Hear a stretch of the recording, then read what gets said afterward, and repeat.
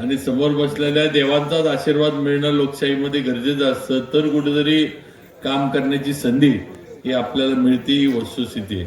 आणि म्हणून सर्वांचं आता मी मनापासून आपण इथं आला त्याबद्दल मनापासून स्वागत करतो. नावं आता सगळ्यांची मी घेऊ शकणार नाही, कारण परत एखादं नाव सगळ्या यादीमध्ये राहिलं की परत त्याला वाटतं की माझं नाव घेतलं नाही, मग मी लांबचा आहे का हा जवळचा आहे. व सर्व सन्मान्य पदाधिकारी, बंधू भगिनी, वडीलधारी सर्व माझी मंडळी आणि सर्व माझ्या माता भगिनींनी, आज आपण भारतीय जनता पार्टीच्या उमेदवारांच्या प्रचारासाठी इथं सगळेजण एकत्र जमलोय. आणि आज ही आपल्या केडंबेपासून किंवा पुनवडीपासून वरच्या संपूर्ण पंचक्रोशीची एक सभा आज इथं या केडंबे या गावामध्ये या होळीच्या मैदानावर इथं होती आहे. आणि मला वाटतंय निकाल आता पक्का झालेला आहे, कारण सर्व या विभागातली सर्व प्रमुख मंडळी ज्यांच्या विचारानं गावामध्ये निर्णय होतात, आज सगळी प्रमुख मंडळी, सगळ्या महिला आज इथं दिसतात. त्यामुळे 100% 7चं मतदान आणि 9 तारखेचा गुलाल हा भारतीय जनता पार्टीच्याच कार्यकर्त्यांच्या अंगावर असणार, ही वस्तुस्थिती आज आपल्याला या सगळ्या उपस्थितीवरनं दिसते. आज भाजपचे उमेदवार म्हणून किंवा भाजपचे पदाधिकारी म्हणून आम्ही काम करतोय. आपल्या आशीर्वादानं इथं आमदार म्हणून मला काम करण्याची आता आपल्या जावळी सातारा विधानसभा मतदारसंघामध्ये तिसऱ्यांदा आपण विश्वास टाकून मला संधी दिली. पहिल्यांदा 2 वेळेला सातारा विधानसभा मतदारसंघ, आणि ही माझी आपल्या या नवीन विधानसभामध्ये तिसरी वेळ आमदार म्हणून काम करण्याची आपल्याकडनं ताकद मिळाली, आपला आशीर्वाद मिळाला. आणि महाराष्ट्राचे मुख्यमंत्री देवेंद्र फडणवीसांनी अजून विश्वास दाखवला, आणि तुमच्या सगळ्यांच्या पाठिंब्यामुळं मला बांधकाम मंत्री म्हणून काम करण्याची संधी महाराष्ट्रात मिळाली. आणि खऱ्या अर्थानं मी सांगतो की मी परवा रांजणे साहेबांच्या वाढदिवसाला आलो होतो. मी त्या दिवशी पण सांगितलं की आज मी जे काही आहे, माझं जे काही पद आहे, माझा जो काही हुद्दा आहे, किंवा ज्या पद्धतीनं मला आज राज्यामध्ये मंत्री म्हणून फिरता येतं, वेगवेगळ्या जिल्ह्यांमध्ये जाता येतं, जे जिल्हे मी कधी खरं म्हणजे याआधी बघितले नव्हते, अशा जिल्ह्यांमध्ये मला जाऊन काम करता येतं. तिथल्या एकंदर परिस्थितीची माहिती घेता येते, सामाजिक तिथली परिस्थिती काय, राजकीय परिस्थिती काय, लोकांचं तिथलं राहणीमान कसं आहे, अशा अनेक पैलू, अनेक गोष्टी आपल्याला तिथे गेल्यानंतर बघता येतात. हे सगळं जे आज मला करता येते हे फक्त आणि फक्त तुमच्यामुळं होतंय, हे लक्षात घ्या. तुमची सगळ्यांची ताकद, तुमचा आशीर्वाद, आणि सगळ्यात महत्वाचं म्हणजे तुमच्या सगळ्यांचा विश्वास हा माझ्यावर होता. आणि त्या विश्वासानं आपण मला निवडून दिलं की आमचे आमदार म्हणून शिवेंद्र बाबा परत काम करणार, आणि त्या माध्यमातून मला काम करण्याची संधी मिळाली.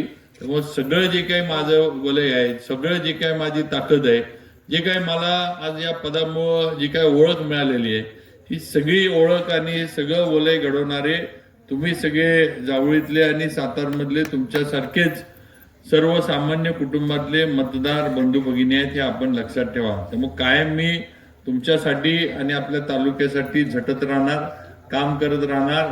आणि आपल्या ज्या समस्या आहेत, आपल्या ज्या काही नागरी प्रश्न ज्याला आपण म्हणू, मूलभूत सुविधा म्हणू, या नक्कीच आपल्या या सरकारच्या माध्यमातून आणि देवेंद्रजी फडणवीसांच्या माध्यमातून सोडवण्याचा माझा पूर्ण प्रयत्न राहील. मी मगाशी करंदीला गेलो होतो. भाऊ पण होते माझ्याबरोबर, मानकुमरे भाऊ होते, त्यांच्या इथं प्रचारात. तिथं बाळासाहेब निकम मला आपले ज्येष्ठ कार्यकर्ते आहेत, आणि ते मला गावाच्या थोडं बाहेरच भेटले. मी म्हटलं बाळासाहेब बाहेर काय करताय, म्हटलं आज नाही, म्हटलं येतोय मी जरा चालायला बाहेर आलो होतो, तुम्ही चला म्हटले मी पोचतो. त्यांना म्हटलं बाळासाहेब आजकाल फोन करत नाही तुम्ही. नाही म्हटले मला वाटलं मंत्री झालाय त्यामुळं फोन बदलला असेल तुम्ही, त्यामुळे मी लावला नाही. म्हटलं बाळासाहेब नंबर पण तोच आहे आणि माणूस पण तोच आहे, काळजी करू नका. त्यामुळे मंत्री झालो म्हणून मी काय वेगळा काहीतरी मला शिंग फुटलीत किंवा वेगळं काय मला मी अक्कल आली आहे किंवा वेगळं काही मला हे झालंय असा विषय नाही. शेवटी काल परवा शिवेंद्र बाबा म्हणून जो होतो तोच आज पण आहे आणि उद्या पण राहणार. सत्ता येती जाती, सत्तेचं महत्व हे जे असतं हे काम करण्यासाठी असतं. सत्तेचा मस्ती ज्याला आपण म्हणतो किंवा सत्तेचा जो माज असतो तो कधी आपल्यामध्ये शिरून द्यायचा नाही, ही वस्तुस्थिती मला माझ्या वडिलांनी शिकवली आहे. आणि शेवटी आपल्याला सगळ्यांना माहित आहे की मंत्रीपद या पदापेक्षा या छत्रपतींच्या घराण्यातला व्यक्ती ही पदवी आणि हे पद या महाराष्ट्रामध्ये जास्त महत्वाचं आहे, किंवा जास्त प्रेम, जास्त श्रद्धा, जास्त निष्ठा आणि जास्त आशीर्वाद या छत्रपतींच्या घराण्यामुळे मला मिळालेत, ही वस्तुस्थिती आहे. त्यामुळे काही जरी झालं तरी राजकीय याच्यामध्ये कुठेतरी वर खाली होईल, कमी जास्त होईल, पण या छत्रपतींच्या घराण्यातील एक व्यक्ती, एक वारसदार म्हणून मी जो जन्म घेतला, ज्या वेळेला शेवट होईल त्यावेळेलाच खरं म्हणजे या घराण्याचे ऋणानुबंध जे आहे ते माझे संपतील, नाही तर तोपर्यंत नक्कीच या घराण्याचा एक सदस्य म्हणून मी काम करत राहणार आणि आपल्या बरोबर कायम असणार, हे आपण लक्षात ठेवा. आज आपण जिल्हा परिषद पंचायत समितीच्या निवडणुकांना सामोरं जातोय. आज बरेचसे मगाशी रांजणे साहेब बोलले, भाऊंनी बरेच काही गोष्टी ज्या यापूर्वी घडल्या होत्या त्या आपल्या पुढे मांडल्या. पण मला वाटतंय फार काही जे टीका टिप्पणी वगैरे करण्यापेक्षा तुम्हाला माझा स्वभाव तुम्हाला सगळ्यांना माहित आहे. मी खोटं बोलत नाही, खोटी कामं करत नाही, कार्यकर्त्यांना वापरून घेऊन सोडून देत नाही, निवडणूक आली म्हणून संधी साधूपणा मी करत नाही, ही माझी काम करण्याची पद्धत आहे. कधीही मी आलोय, कुठल्याही कामाचा शब्द माझ्या बरोबर असणाऱ्या सहकाऱ्यांना, ग्रामस्थांना दिलाय आणि त्या कामाकडे मी पाठ फिरवली आहे, ते काम मी केलं नाही असं जावळी तालुक्यामध्ये कुठल्याही गावामध्ये आजपर्यंत घडलं नाही, ही वस्तुस्थिती आहे. आणि म्हणून मी शब्दाला पक्का आहे, शब्दाला मी जागणार आहे. आज ज्या घराण्यातनं मी येतो त्या घराण्याची ही शिकवण मला आहे. त्यामुळे शब्द माझ्याकडनं दिलेला कधीही मोडला जाणार नाही. एखाद्या वेळेस एखादा शब्द पूर्ण करत असताना काही नुकसान माझं होईल, राजकीय नुकसान पण होऊ शकल, पण शेवटी ज्याच्या बरोबर आपण उभा राहतो त्याच्याबरोबर प्रामाणिकपणे ताकदीनं उभा राहिलं पाहिजे, हे मी माझ्या वडिलांकडनं शिकलोय. आणि त्या पद्धतीनं मी जावळी तालुक्यामध्ये सुद्धा राजकारण करत आलो. आपल्या इथं सुद्धा त्याच पद्धतीनं कामं आपण याआधी सगळ्यांना बरोबर घेऊन मार्गी लावलीत. आज केडंबे गाव हे शहीद तुकाराम ओंबळेंमुळे या गावाचं नाव महाराष्ट्रात आणि देशात झालं. आज या शहीद तुकाराम ओंबळेंचं या गावामध्ये स्मारक व्हावं म्हणून पहिल्यांदा संकल्पना मी राज्य सरकारकडे मांडली, ही वस्तुस्थिती आहे. आज ज्या शहीद तुकाराम ओंबळेंनी कसाबला पकडून पाकिस्तानचा चेहरा जगापुढे आणला, स्वतःच्या प्राणांचं बलिदान दिलं, त्यांनी स्वतःच्या प्राणांचं पर्वा न करता या अतिरेक्याला पकडलं. आज त्यांचं काहीतरी त्यांच्या गावी झालं पाहिजे, ही माझी भूमिका होती. आणि त्या पद्धतीनं आता आपण काही अडचणी या स्मारकाच्या याच्यात येत गेल्या, ही वस्तुस्थिती आहे. आधी जागेचे प्रश्न उभा राहिले, देवस्थानचे प्रश्न उभा राहिले, त्या ह्याच्यातनं सगळे जे काय आहे ते परवानग्या घेत आपण इथपर्यंत आलो. आणि आज पहिला टप्पा, मी परत सांगतोय, हा स्मारकाचा पहिला टप्पा आहे. जेवढी आपल्याला मंजुरी निवडणुका लागणार होत्या, आचारसंहिता लागणार होती, त्यामुळं जेवढी तातडीनं काम सुरू करण्यासाठी आपल्याला जी मंजुरी घेता आली ती आपण मंजुरी घेतली आणि आपण काम आता सुरू करतोय. अजून दुसरा टप्पा या स्मारकाचा पुढच्या याच्यामध्ये देवेंद्र फडणवीसांच्या माध्यमातून मंजूर होणार आहे आणि मग हे स्मारक पूर्णत्वाला जाणार आहे. आत्ताच एवढ्याच पैशामध्ये हे स्मारक पूर्ण होणार आहे असं कुणीही गैरसमज करू नका, असं अजिबात नाहीये.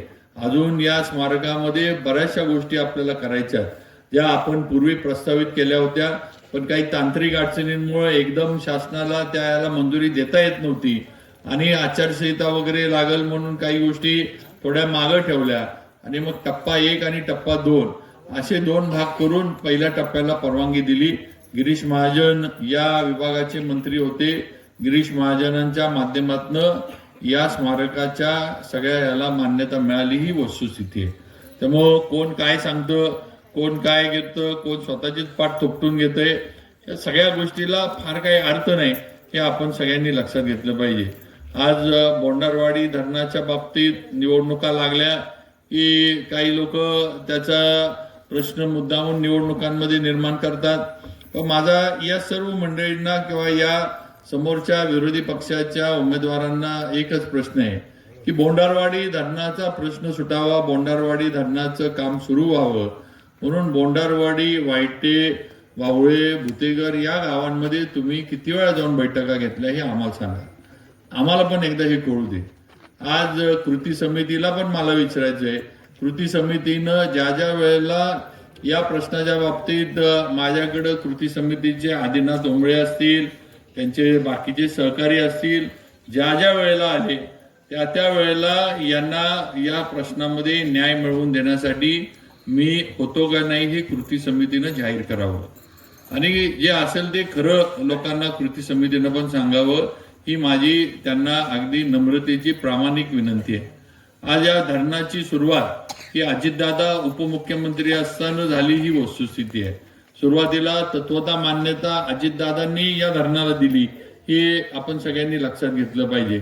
त्यावेळेला गव्हर्नरचे काही पश्चिम महाराष्ट्राला निर्बंध होते नवीन प्रकल्प घेण्यासाठी, त्यामुळं हा प्रकल्प त्यावेळेला इरिगेशनचा म्हणून आपल्याला करता येत नाही, म्हणून पाणी पुरवठ्याचा पिण्याच्या पाण्याच्या याच्याखाली प्राधिकरणाकडनं हा प्रकल्प करायचा आणि गव्हर्नरचे जे निर्बंध आहेत त्याच्यातनं हा मार्ग काढायचा असं ठरलं आणि नंतर मग त्याची थोडी थोडी प्रक्रिया जी ती सुरू झाली.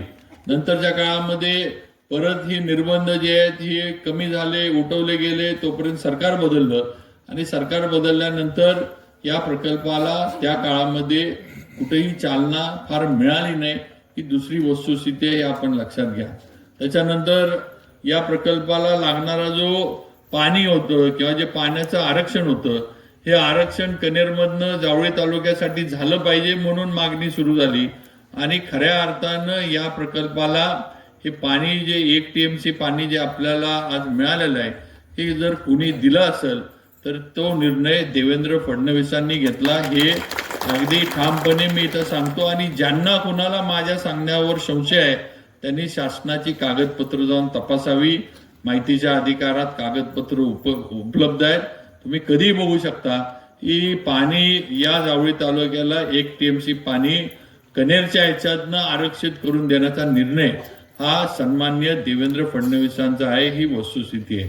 त्यामुळं जे आज लोक येऊन सांगतात की धरण आम्ही करणार, धरण आमच्यामुळे होणार, तर या लोकांनी या धरणाच्या कुठल्या कामासाठी, कुठल्या विषयासाठी, अगदी ज्या वेळेला ट्रायल पिट्सला गाड्या पाठवायच्या होत्या आता एकदम नजीकच्या काळामध्ये त्यावेळेला तरी या लोकांनी, यांचे पालकमंत्री आहेत म्हणून हे सांगतात, यांचे उपमुख्यमंत्री आहेत म्हणून हे सांगतात, हे सगळं सांगतात, पण एवढं असून सुद्धा ट्रायल पिट्सच्या वेळेला ज्या वेळेला गाड्या इरिगेशनच्या वर पाठवायच्या होत्या त्यावेळेला आदिनाथ उंबळेंनी सांगू दे की त्यावेळेला पोलीस प्रोटेक्शन द्या आणि एसपींना फोन करा हे सांगायला आदिनाथ उंबळे कुणाकडे आले होते आणि कुणाकडे येऊन बसले होते हे आदिनाथ उंबळेंनी खरं खरं सांगावं ही माझी त्यांना विनंती आहे.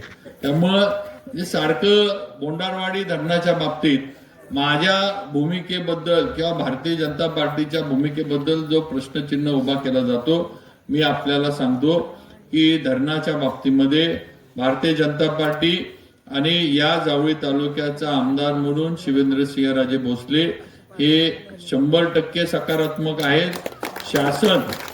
शासन हे धरण व्हावं म्हणून सकारात्मक आहे.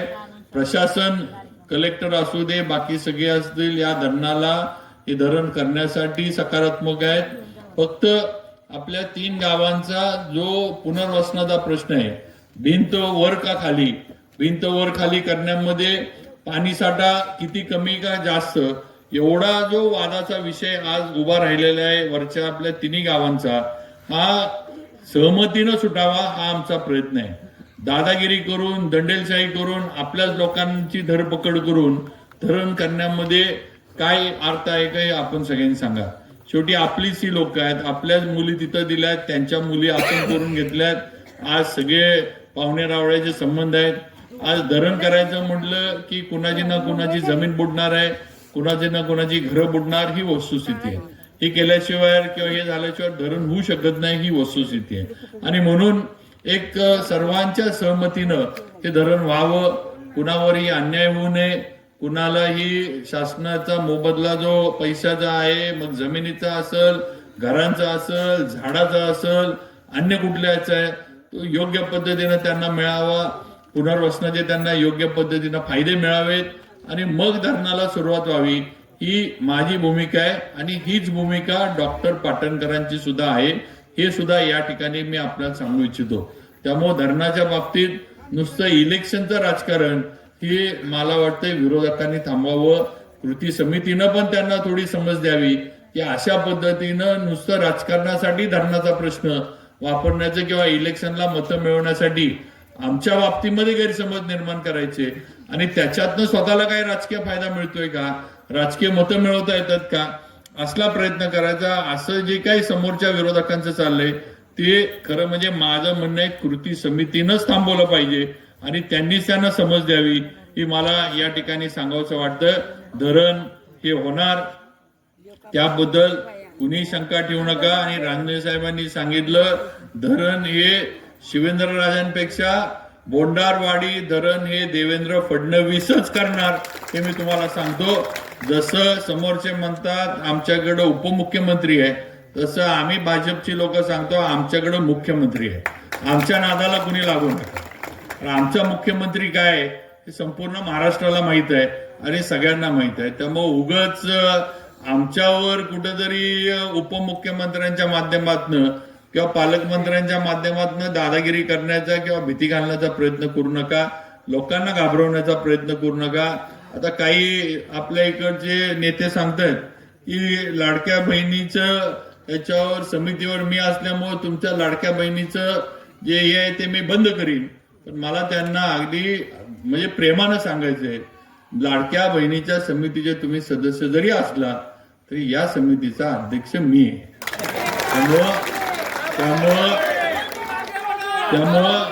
त्यामुळं सातारच्या समितीचा पण अध्यक्ष मी आहे आणि इथं पण मीच आहे. त्यामुळे उद्या समितीमध्ये तुम्हाला ठेवायचं का नाही हे मी ठरवू शकतो, हे त्यांनी लक्षात घ्यावं. तेव्हा असं बहिणींना दमदाटी भीती घालू नये. आणि सगळ्या माझ्या माता भगिनींनी लक्षात ठेवा, तुमची लाडक्या बहिणीचं हे मी पण बंद करू शकत नाही आणि ते पण बंद करू शकत नाही. तुम्हाला थेट पैसा हा शासनाकडनं मुख्यमंत्र्यांच्या माध्यमातून येतोय, त्यामुळे कुणीही तुमच्या पैशाला हात लावू शकत नाही. त्यामुळे असल्या कुठल्याही भीतीला घाबरू नका. आणि तुमची असं कोण जरी दाखवत तर तुम्ही मला अजिबात या योजनेला कुणी हात लावत नाही, कुणाला हात लावण्याचा अधिकारच नाही. मी खरं सांगतो, हे कुणाची पेन्शन बंद करण्या पेन्शन नाही, लाडकी बहीण योजनेचे जे काही आपल्याला लाभार्थी म्हणून येतं ते बंद करण्याचा अधिकारच कोणाकडे नाही. तेव्हा अशा पद्धतीनं भीती घालून बोगसपणा करण्याचा आणि जे चाललंय या गोष्टीला घाबरू नका. काही तुमच्या लाडक्या बहिणीच्या याला होत नाही. आणि आम्ही इथं आहे असले जर बहिणीचे पैसे काढून घेणारे भाऊ असले मग या भावांना कसं दाखवायचं ते आम्हाला पण कळतं. शांत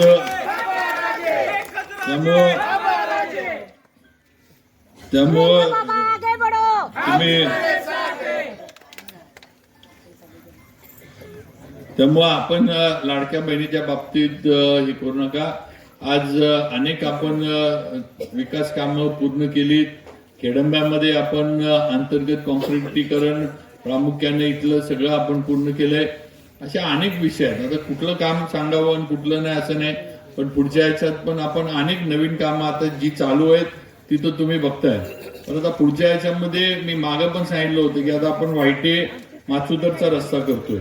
का करतोय तर पर्यटन आपल्या इकडे वाढलं पाहिजे. पर्यटक तिकडनं आपल्याला जर खाली आणता आले किंवा पुढनं सुद्धा आपल्याला बोंडारवाडीवरनं लिंगमाळ्याकडं म्हणा किंवा आता आपण डांगरेगर धावली या रस्त्याचं काम आपण हातामध्ये घेतले. का तर वरचा जो महाबळेश्वर आणि पाचगणीचा जो भाग आहे तो आपल्या भागाशी इथल्या इथनं जोडला गेला पाहिजे. म्हणजे त्या माध्यमातून पर्यटक जर आपल्या इकडे येऊ शकले, इकडे जर पर्यटन वाढू शकलं तर तेवढाच व्यवसाय मुलांना इथल्या काहीतरी मिळेल. आज जे आपण इथं सगळे काय म्हणायचं ते आपण छोटे छोटे न्यारी आणि हे जे ॲग्रो टुरिझमची जी हे केलीत त्यांना पण सगळ्यांना कुठेतरी चालना मिळेल, हा याच्या मागचा प्रयत्न आहे. आता नवीन याच्यामध्ये पाटील आमचे डेबे साहेब इथं सगळे आहेत. आपण आता EQ ते माचुदर हा रस्ता जसा आपण हा हॅम मध्ये केला तसा आपण थेट EQ ते माचुदर हा पूर्ण रस्ता आपण राजमार्ग आता हॅम मध्ये करतोय आणि पूर्ण रस्ता आपण कॉन्क्रीट मध्ये करणार आहे. जसं आता आपलं काम मेढा पाचवडचं चाललेलं आहे तसंच काम आपलं आता एकूव ते माचुतर ह्या पूर्ण रस्त्याचा आपण करणार आहे आणि लवकरच त्याचा शुभारंभ सुद्धा होईल हे पण या ठिकाणी सांगतो. हे प्रयत्न हाच आहे की महाबळेश्वर पाचगणीचे पर्यटक हे आपल्यापर्यंत आपल्या जावळीच्या या खोऱ्यामध्ये जावळीच्या याच्यामध्ये आले पाहिजेत. पर्यटन वाढलं पाहिजे. शेती मर्यादित आहे आपल्याला त्याप्रमाणे आता जंगली जनावरांचा त्रास व्हायला लागलाय. रानगवे असतील डुकरं असतील हे आपल्याला शेतीमध्ये बरंच हे करतात. त्यामुळं शेवटी या गोष्टीला मर्यादा आहेत. पण पर्यटनाच्या माध्यमातून जर आपण व्यवसाय इकडे वाढवू शकलो पर्यटनाच्या माध्यमातून आज आता आपलं एवढं कनेरचं सगळं आपला जलाशय आहे एवढं मोठं धरण कनेरचं आहे जमिनी गेल्या आपल्या आणि याच्यावर बोट क्लब कुणी तर फलटणवाल्यानं घेऊन ठेवलंय असं रेकॉर्ड आहे. तर या ठिकाणी आपण जर बोटिंग चालू करू शकलो स्वतः आणि जर पर्यटनासाठी इकडे लोक यायला लागली तर ह्या माध्यमातून आपल्याला कुठेतरी थोडंफार व्यवसाय हा आपल्यासाठी आपण उभा करू शकतो ही वस्तुस्थिती आहे. त्यामुळे या पद्धतीनं आपल्याला पुढचं नियोजन हे राज्य सरकारकडनं आपल्या करायचे आणि आपण त्या पद्धतीने ते पुढे करू. त्याचं नियोजन हे आपलं सगळ्यांचं चालू आहे. त्याचबरोबर केडंबे ते उमरी रस्त्याचं पण काम आपण मंजुरीच्या याच्यामध्ये येणाऱ्या आता बजेटला ही कामं मंजूर येतील. पुनवडीचा पूल झाला पूल चालू केला पुलाचं काम चालू होतं तेव्हा बरेच लोक नाराज झाले कारण ते काम रखडत चाललं होतं हे मला माहित आहे. पण शेवटी आज पूल पूर्ण झाल्यानंतर आता हे कायमचं काम आपलं झालेलं आहे आपण बघतोय. आज या पुलाला आता किती जरी नदीला पूर आला काही जरी झालं तरी या पुलाला काही होणार नाही ही वस्तुस्थिती आज आपल्याला बघायला मिळते. आता तसंच आपण रामजी बुवाच्या इथल्या पुलाचं काम आता हातात घेतले ते सुद्धा काम आता गतीनं चालू आहे. तो सुद्धा पूल आपण मोठ्या प्रमाणावर रुंदीकरण करून तो करतोय. असे अनेक विषय जे आहेत की कुणी सांगायला मागायला निवेदन द्यायला आलं नव्हतं पण आपण ती कामं मंजूर करून आणली. पलीकडं आपला कुसुंबीचा जो आहे आज कुसुंबीला ब वर्गाचा दर्जा हा नामदार गोरे साहेबांच्या माध्यमातून आपण मिळवलाय. तेव्हा कुसुंबीचं देवस्थान हे ब वर्गामध्ये गेलंय.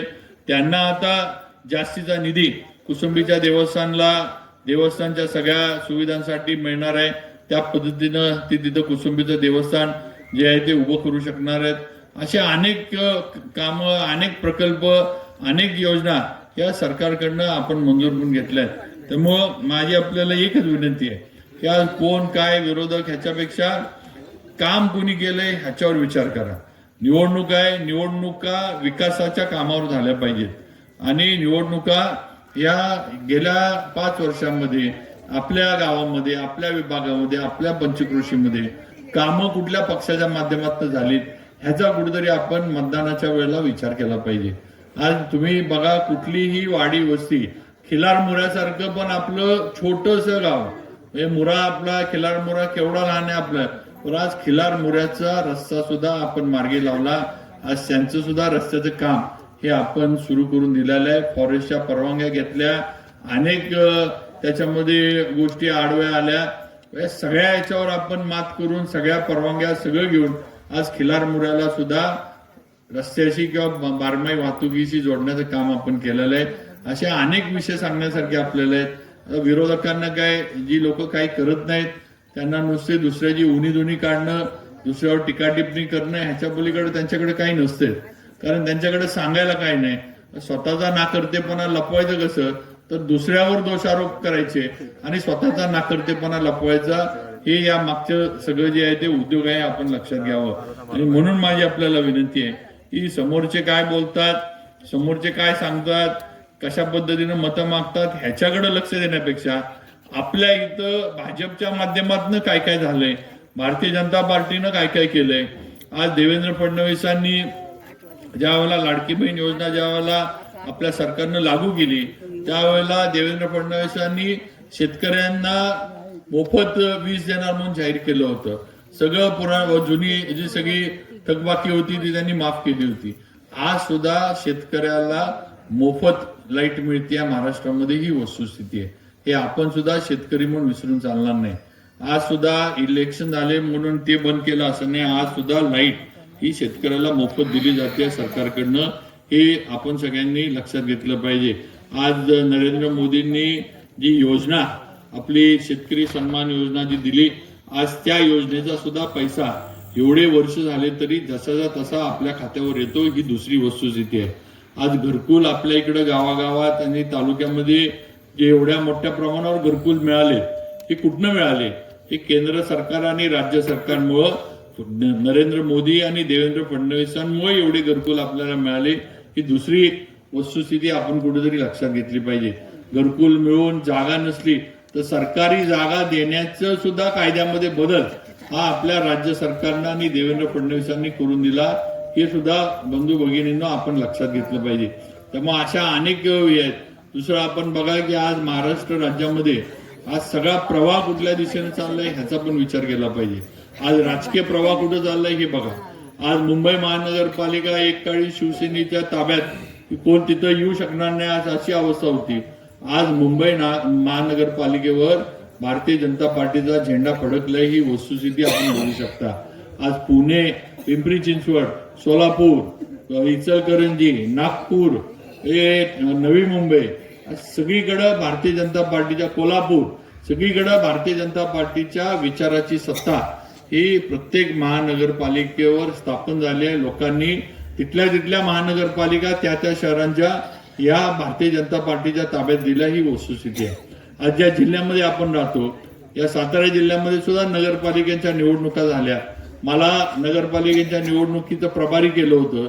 आज या सातारा जिल्ह्यामध्ये 10 नगरपालिकेपैकी 7 नगरपालिकेंवर भारतीय जनता पार्टीची सत्ता आहे, ही वस्तुस्थिती आहे. आज 7 नगरपालिकेंवर नगराध्यक्ष हा भारतीय जनता पार्टीच्या कमळाच्या चिन्हावर निवडून आलाय, हे आपण कुठेतरी लक्षात घेतलं पाहिजे. हा प्रवाह जो आहे हा भाजपच्या दिशेनं प्रवाह आहे. त्यामुळे प्रवाहाबरोबर आपण राहिलं पाहिजे, तर आपली विकास कामं आणि आपल्या तालुक्याची जी स्वप्न आहेत त्याची स्वप्नपूर्ती आपली होणार आहे.